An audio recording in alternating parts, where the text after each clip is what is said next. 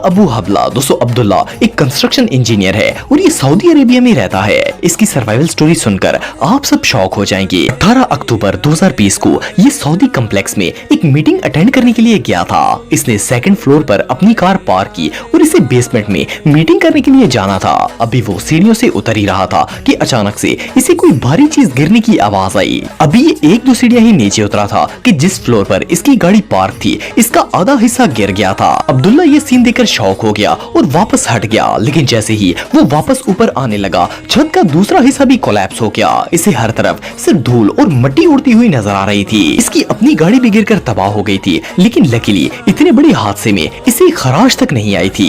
Building की दोनों sides गिर गई थी, लेकिन जहाँ पर ये खड़ा था वो हिस्सा बिल्कुल सही सलामत था। इस हादसे के बाद इसने मीडिया को बताया कि इसका सही सलामत बचना किसी मौत से कम नहीं है। अगर वो गाड़ी से 1 सेकंड लेट निकलता या फिर 1 सेकंड पहले सीढ़ियां उतर जाता तो इसका जिंदा बच पाना इम्पॉसिबल था। ये रियली अनबिलीवेबल